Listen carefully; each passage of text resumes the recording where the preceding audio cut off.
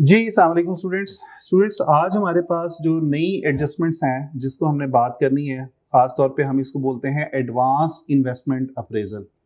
Advance investment appraisal के अंदर हम 4 से 5 मेन एडजस्टमेंट्स जो हैं वो डिस्कस करेंगे, जिसमें से पहली जो एडजस्टमेंट होगी इन्वेस्टमेंट अप्रेजल के क्वेश्चन में, उसको हम बोलते हैं asset replacement decisions. Asset replacement decision से मुराद क्या है कि देखें, इसका थोड़ा सा मैं आपको ओवरव्यू दूंगा, हम इसकी डिटेल में जाएंगे कि हम ये देखना चाह रहे हैं कि एसेट को कब रिप्लेस किया जाए। क्या एसेट को 5 साल बाद रिप्लेस किया जाए, क्या उसको 10 साल बाद रिप्लेस किया जाए, तो रिप्लेसमेंट का साइकिल क्या होगा। तो इसको बोलते हैं एसेट रिप्लेसमेंट डिसीजंस। या पुराने एसेट्स से हम उसको नए एसेट के साथ कब रिप्लेस कर सकते हैं। दूसरे नंबर पे हम बात करेंगे decision making under capital rationing. Capital rationing का मुराद क्या है कि देखें, कभी हमारे पास प्रोजेक्ट को करने के लिए इन्वेस्टमेंट इतनी ज़्यादा नहीं होती, लिमिटेड फाइनेंस होता है या लिमिटेड कैपिटल होता है। तो under the limited capital availability हम कौन से प्रोजेक्ट को चूज करेंगे या कौन से प्रोजेक्ट को रिजेक्ट करेंगे, तो उसको बोलते हैं कैपिटल राशनिंग सिचुएशन। ये हमारा दूसरा टाइप ऑफ डिसीजन होंगे। तीसरे नंबर पे हम ये डिसीजन लेंगे कि क्या हमें एसेट को लीज करना चाहिए या बाय करना चाहिए विद द अमाउंट बोरोड। अब यहाँ पे हम दो चीजों को वैल्यूएट करेंगे, एक कि हम पैसे उधार लेके एसेट को अपना खरीद लें या हम लीज करवा लें जिसमें एसेट किसी और की मलकियत में रहेगा, एसेट किसी और का होगा, टाइटल ऑफ ओनरशिप किसी और का होगा, आपको सिर्फ क्या मिल रहा है, राइट टू यूज मिल रहा है। ठीक है, तो इस डिसीजन को हम क्या बोलेंगे, lease versus buying option decisions. और चौथा मेन जो डिसीजन है उसको हम क्या बोलते हैं जी, उसको हम बोलते हैं decision making under risk and uncertainty. कि अगर आप कोई रिस्क या अनसर्टेनिटी को फेस कर रहे हैं तो उस सूरत में कैसे डिसीजन को लिया जाएगा या कौन सा बेस्ट डिसीजन चूज किया जाएगा under the circumstances of risk and uncertainty. तो ये 4 मेन डिसीजन जो हैं इसके बारे में हमने बात करनी है। पहले नंबर पे जी हम बात करते हैं asset replacement decisions. Asset replacement का मैंने अभी आपको बताया कि हमने एक एसेट को नए एसेट के साथ रिप्लेस करना है, पुराने एसेट को नए एसेट से रिप्लेस करना है। जैसे कि आप एक गाड़ी लेते हैं तो गाड़ी को आप जहन में रखते हुए देखते हैं कि यार मैं इसको 5 साल इस्तेमाल करूंगा या मैं इसको 10 साल इस्तेमाल करूंगा, 5 साल बाद रिप्लेस करूंगा या 10 साल बाद रिप्लेस करूंगा। ठीक है, और उसको नए एसेट के साथ रिप्लेस करूंगा तो वो कौन कौन सी कॉस्ट को मैं कंसीडर जरूर करूंगा। अब यहाँ पे एसेट रिप्लेसमेंट डिसीजन के हवाले से पहला जो काम है वो ये है कि हमने क्या करना है कि हमने जितने भी replacement cycle, propose replacement cycle है, यानी कि क्वेश्चन के अंदर वो आपको बताएगा कि जी कंपनी ये डिसाइड करने जा रही है कि 5 साल बाद रिप्लेस करें या 8 साल बाद रिप्लेस करें। तो जितने भी प्रपोज्ड हमारे सामने प्रपोजल आएगा कि रिप्लेसमेंट कब करना चाहिए, तो उसके लिए हम क्या करेंगे, हर प्रपोज पीरियड के लिए, हर रिप्लेसमेंट साइकिल के लिए हम 3 चीजों को देखेंगे कि अगर हम एसेट को रिप्लेस करते हैं पुराने एसेट को नए के साथ, तो नए एसेट की परचेज कॉस्ट क्या होगी। वो जो नई एसेट की परचेज कॉस्ट होगी उसको हम क्या लेंगे, उसको हम आउटफ्लो लेंगे। This will B an outflow. ठीक है, दूसरे नंबर पे अगर आप एसेट को, नया एसेट को खरीदते हैं, उसकी वजह से मेंटेनेंस भी हो सकती है, आपको मेंटेनेंस भी बियर करनी पड़ेगी।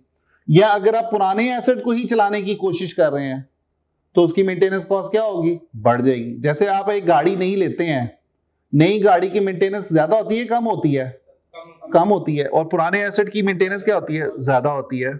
तो अगर मेंटेनेंस कॉस्ट दी हुई है तो आप क्या करेंगे, उसको एज अ आउटफ्लो के तौर पे लेंगे।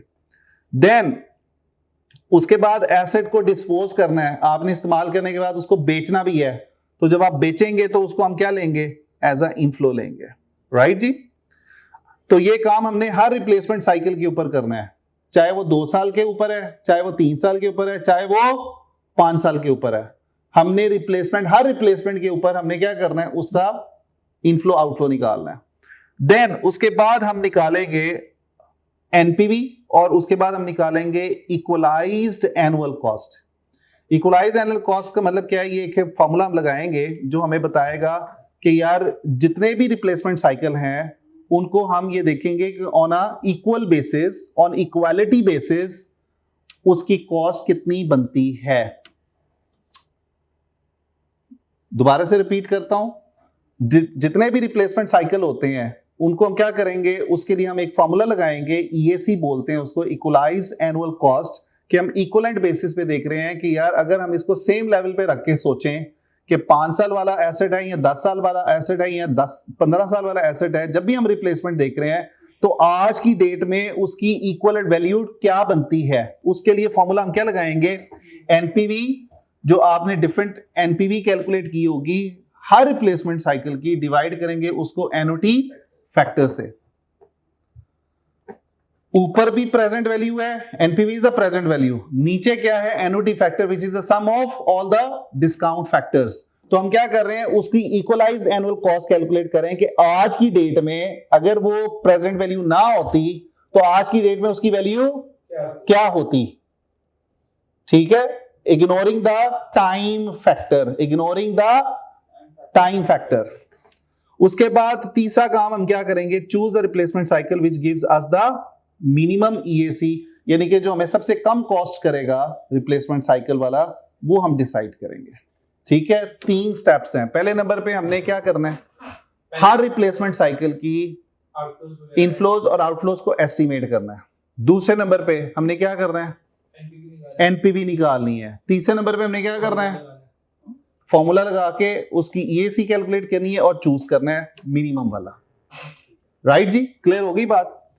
नेक्स्ट है जी हमारे पास के अब हम आते हैं जो हमारा बड़ा इंपॉर्टेंट कंसर्न है, वो ये है कि लीज और बोरो एंड बाय द डिसीजंस। हम ये देखना चाह रहे हैं कि एसेट को लीज करें या बाय कर लें। एसेट को किसी पे रेंट पे ले लें, लीज करवाने का मतलब यही है ना कि रेंटल पे ले लेते हैं। जैसे गाड़ी है, आप पाकिस्तान आए हैं, गाड़ी अपनी भी खरीद सकते हैं और गाड़ी को रेंटल पे भी ले सकते हैं। अब आपने इन 2 डिसीजन में चूज करना है कि बाइंग ऑप्शन बेहतर है या लीज ऑप्शन बेहतर है। तो क्या करेंगे, दोनों डिसीजंस की प्रेजेंट वैल्यूज कैलकुलेट करेंगे, इनफ्लोज और आउटफ्लोज की। अगर हम एसेट रिलेटेड कैश फ्लो बात करते हैं बाइंग ऑप्शन की, ये किसकी बात हो रही है, बाइंग ऑप्शन की, एसेट को बाय करते हैं, तो उसके इनफ्लोज और आउटफ्लोज क्या हो सकते हैं, जरा देखिएगा। पहले नंबर पे परचेज प्राइस, परचेज प्राइस मेरा इनफ्लो है या आउटफ्लो है। अगर आप एसेट को बाय कर रहे हैं, कोई एसेट अगर खरीदते हैं तो ये क्या होगा, ये आउटफ्लो होगा, पैसे जाएंगे हमारे। परचेज कर रहे हैं ना भाई, आउटफ्लो होगा। Got it. उसके बाद स्क्रैप वैल्यू, ये क्या होगा, इनफ्लो होगा, क्योंकि आपका अपना एसेट है, आपने कल को उसको इस्तेमाल करके बेचना भी तो है ना। स्क्रैप वैल्यू उसको क्या लेंगे, इनफ्लोज लेंगे।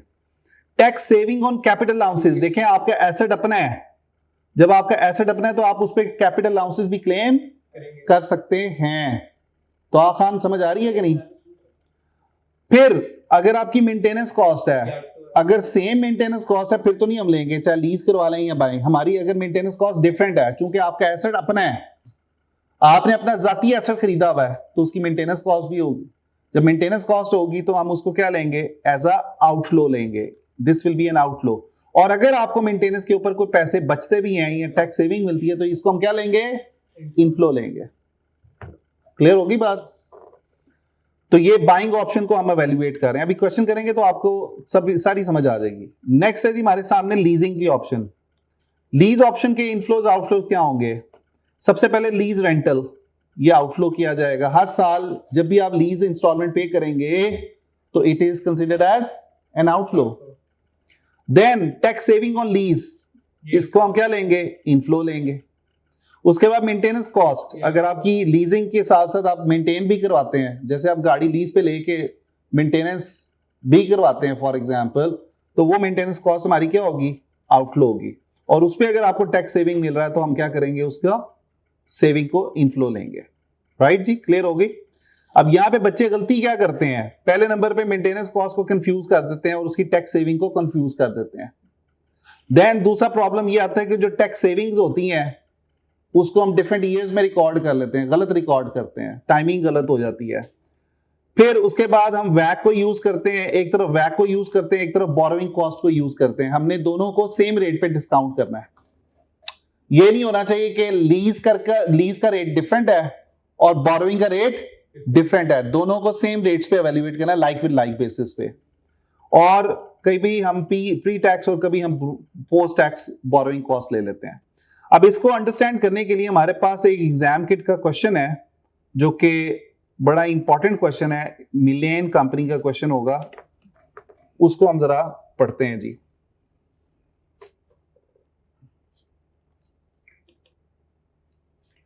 मिलेनी कंपनी 285 है जी आपका एग्जाम किट के अंदर।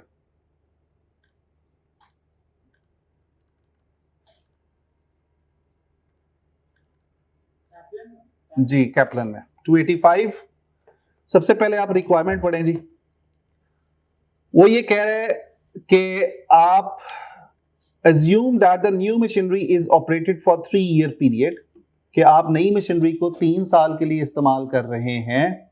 evaluate whether the M company should use leasing or borrowing as a source of finance।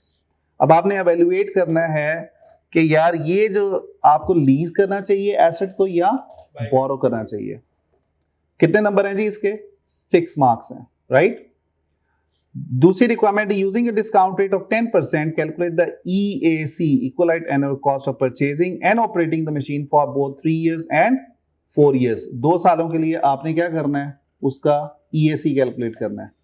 And recommend which replacement cycle will be considered. 6 number इसके हैं।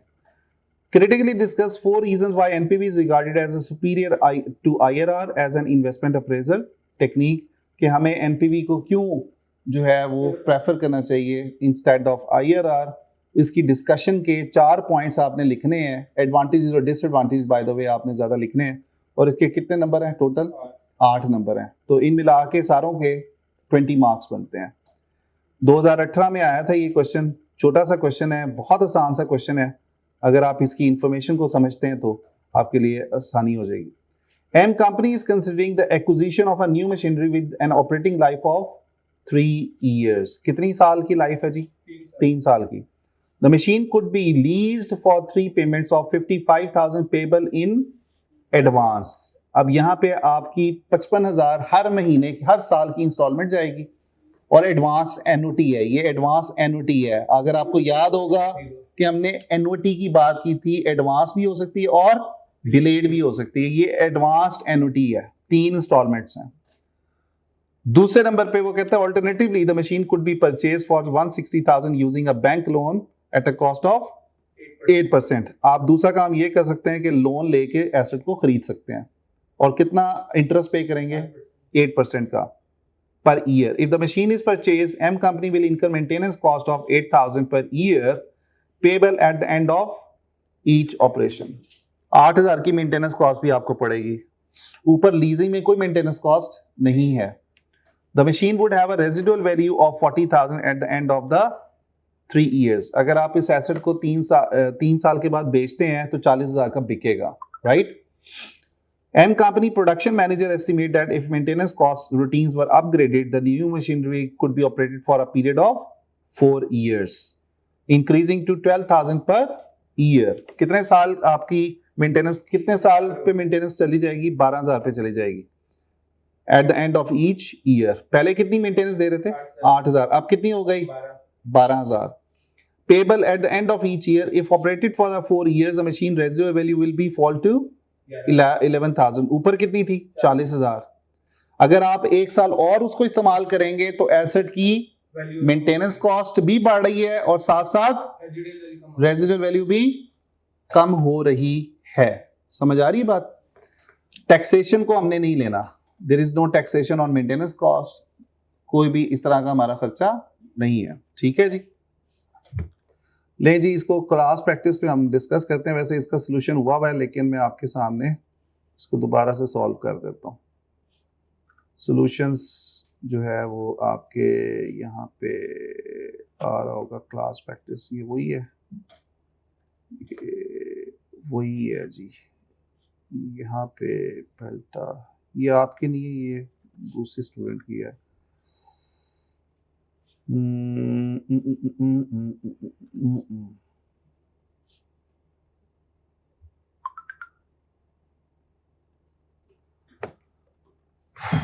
ये बेसिकली सॉल्व हुआ हुआ है, लेकिन मैं आपको इसको दोबारा से सॉल्व कर देता हूँ, ठीक है। मिलेन कंपनी का ही है, लेकिन हम इसको डिस्कस करने लगे हैं यहीं पे।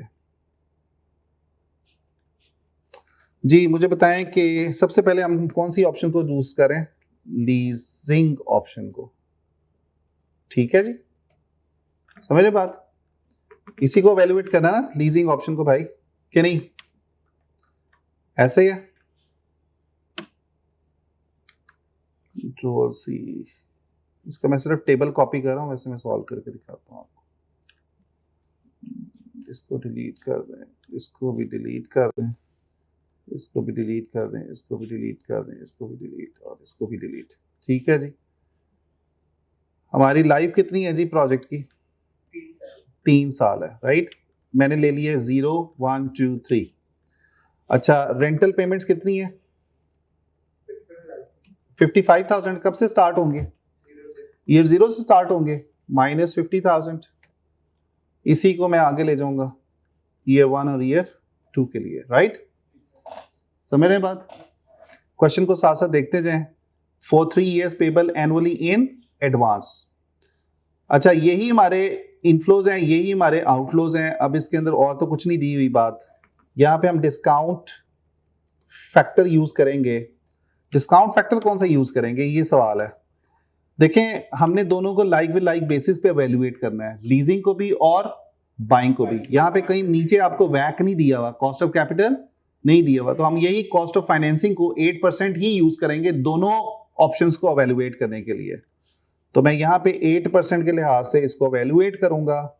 इसका मैं फैक्टर कैसे बनाऊंगा? 1.08 पावर -0। तो डिस्काउंट फैक्टर कितना बनता है? 1। ठीक है जी, इसी को आगे कॉपी कर लिया, ठीक है। ये देखिएगा माइनस ये हो गया। अच्छा, आप प्रेजेंट वैल्यू निकालें जरा। इसकी प्रेजेंट वैल्यूज कितनी बनेगी जी?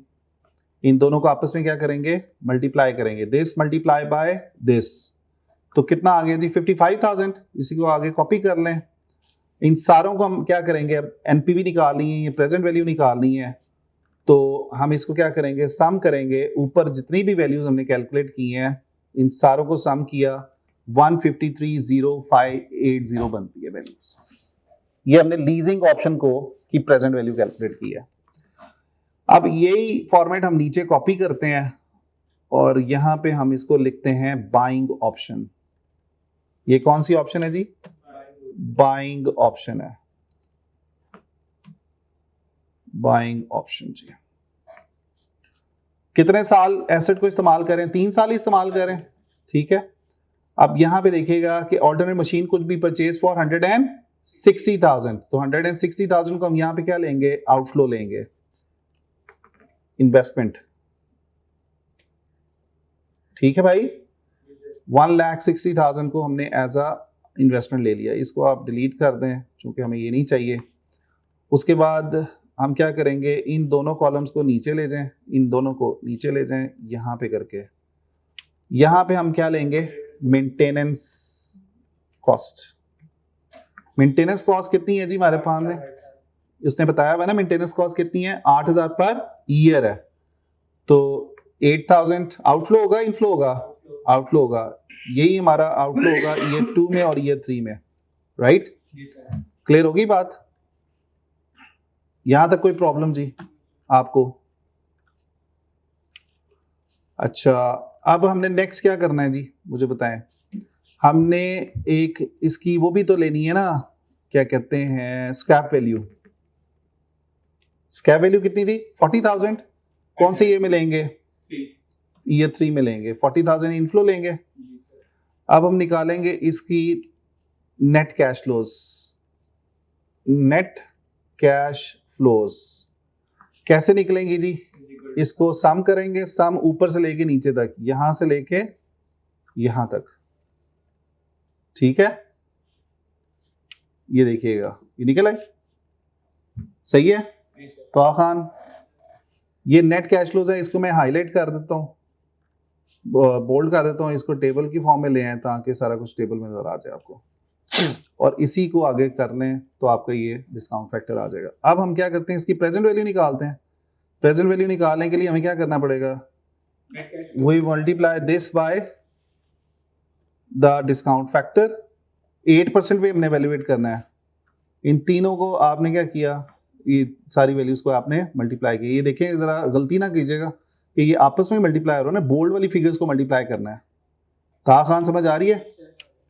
अब हम सारे की एनपीवी देखते हैं, ये सारों की एनपीवी सही नहीं निकली हुई, सारों को ऐड करना है, ये भी ऐड करना है। तो ये 148,863 निकलती है एनपीवी। यहां तक कोई प्रॉब्लम? अब मुझे बताएं कि लीज करते हैं तो 153 की कॉस्ट पड़ेगी, कॉस्ट है ना, ये कॉस्ट का डेटा है सारा। और अगर आप बाय करते हैं, बोरो करते हैं और बाय करते हैं तो कितनी कॉस्ट पड़ेगी? हाँ जी, तो क्या डिसीजन होगा?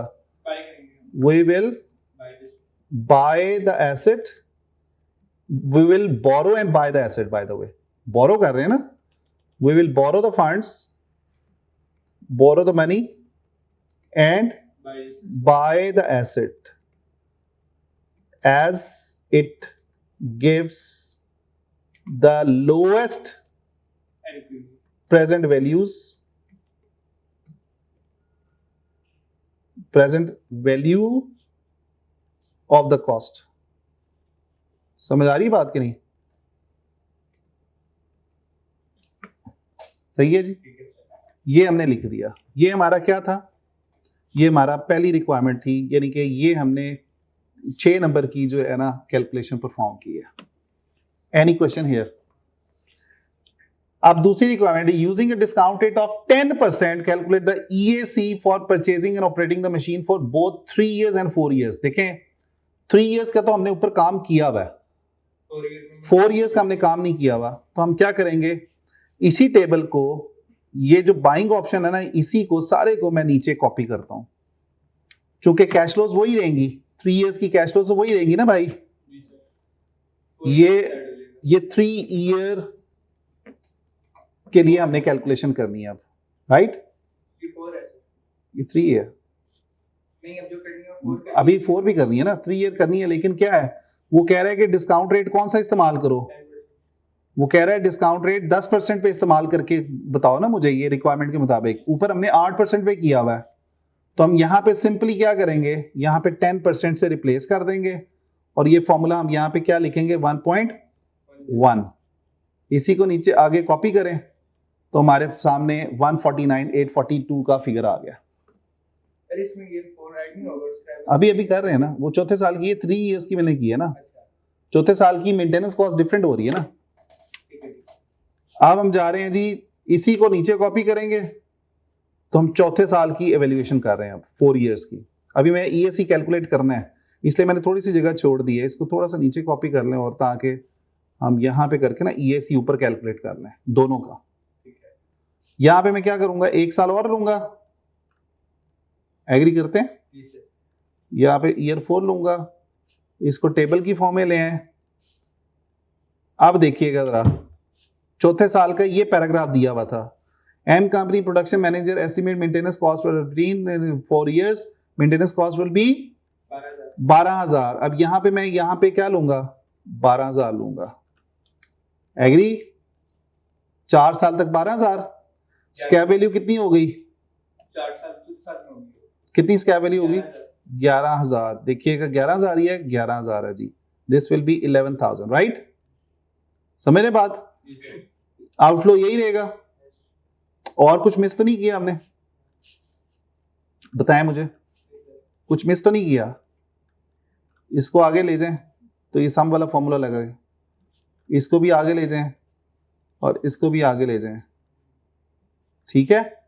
एनपीवी कहां से कहां तक होगी, अब ये चौथे साल, तो इसको यहां से सिलेक्ट कर लें तो -190,525 निकलती है। सही है जी, बात क्लियर हो गई? ऊपर ये कितनी निकलती है, 149, यहां पे निकलती है 190,525। Any question so far? Any question so far जी? सही है। अब हम निकालने लगे हैं दोनों सालों का EAC निकालते हैं। EAC का फॉर्मूला ऊपर क्या लिखा था, EAC is equal to NPV divided by annuity factor. Annuity factor क्या होता है? Sum of all the discount factor नहीं होता? Sum of all the discount factor होता है ना, इसको मैं ऐसे भी लिख सकता हूं, सम नहीं, ये एन्युटी कहां से स्टार्ट होती है? ये हमारे पास ईएसी आ गया जो कि -60253 बनता है, और इसी पैटर्न पे हमने ईएसी कैलकुलेट किया 4 इयर्स के लिए। तो यहां पे हम ईएसी की हेडिंग देते हैं, क्या फॉर्मूला है? NPV divided by sum of discount factors. अब इसको हमने आगे तक लेके जाना है। ये कितना बनता है? -60। ऊपर क्या है जी? 6253 और नीचे आ रहा है 6105। कौन सा लोएस्ट है? लोएस्ट कौन सा वाला होगा? ये वाला। ऐसे ही है, दोनों में फर्क है ना। या देखो ये 6253 है, ये कितना है? 6105 है। तो हम कौन सा ईएसी लेंगे? 4 इयर्स। इसका मतलब ये हुआ कि भाई हम डिसीजन लेंगे, we will decide to replace asset after every 4 years as it gives us lowest EAC over the 4 years. समझ आ रही बात? ये डिसीजन है हमारा, ये हमने लिखना है। ये क्वेश्चन था मिलेन कंपनी का, ठीक है। उसके बाद एडवांटेज और डिसएडवांटेज हैं, ये देखें कि हमें एनपीवी क्यों बेहतर है यूज करना। 4 पॉइंट्स लिखने थे ना, इसी को यहां पे देख लें। NPV is related with the share holder wealth maximisation, तो हमें एनपीवी यूज करना चाहिए। दूसरे नंबर पे NP can easily be adjusted with the risk factor that is increasing the cost of capital. तीसरा, NPV greater than 1 outflow multiple IRRs. अगर हम NPV use करते हैं उसमें मल्टीपल आईआरआर यूज करते हैं, मल्टीपल आईआरआरस का एक मसला होता है, लेकिन एनपीवी में हमारे पास ये मसला नहीं होता। NPV is an absolute major, dollar amount में निकलती है, जो कि हमें बताती है कि इन अमाउंट कितना हमें फायदा होगा। आईआरआर में हमें परसेंटेज में बताती है, रिलेटिव मेजर है। तो इसी के इर्द गिर्द हमारी डिस्कशन चलेगी, जो आप आंसर देखेंगे ना उसमें आपको नजर आएगा। ठीक है जी, तो ये क्वेश्चन हमने सॉल्व कर लिया। इसके बाद आप जो घर से क्वेश्चन कर सकते हैं वो कौन सा कर सकते हैं जी, वो मैं अभी आपको मैं बताता हूं।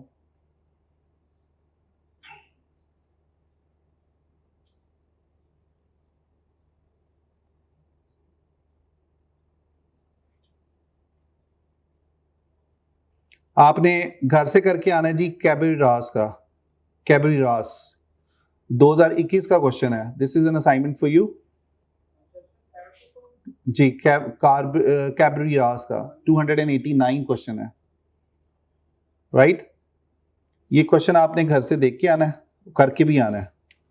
और एक क्वेश्चन है जी आपका ये वाला हॉकर का, हॉकर का दिसंबर 2021 का, ये भी आप घर से कर सकते हैं, लेकिन कैबरीरास का आपने लाजमी करके आना है। ठीक है, आगे चल के हम बात कर रहे होंगे क्लोवर कंपनी का भी एक क्वेश्चन है। क्लोवर कंपनी का भी आप ये देख सकते हैं 292 है, ये भी इसी टॉपिक से रिलेटेड है। सही है, कल इंशाल्लाह हम एक क्वेश्चन और ट्राई करेंगे इसका। 2 क्वेश्चन आप करेंगे, 2 क्वेश्चन मैं करूंगा, टोटल मिला के 4 इस टॉपिक के हो जाएंगे। और कल हम बात करेंगे जो बाकी जो एरियाज हैं जिसमें कैपिटल राशनिंग वाला है वो हम डिस्कस करेंगे, और इंशाल्लाह ताला उसके बाद हमारा रिस्क एंड अनसर्टेनिटी रह जाएगा। इंशाल्लाह इस वीक के अंदर हम 20 मार्क्स अपने सिक्योर कर लेंगे। ठीक है ना, by the end of the month, by the end of this week, by Friday इंशाल्लाह ताला। ये वीक हमारा पूरा प्रैक्टिस पे ही चलेगा। अगले वीक में इंशाल्लाह हम शुरू करेंगे वर्किंग कैपिटल मैनेजमेंट, जिसके लिए 5 लेक्चर्स बहुत हैं और फ्राइडे को आपका टेस्ट भी होगा, चूंकि खत्म हो जाएगा ना सर।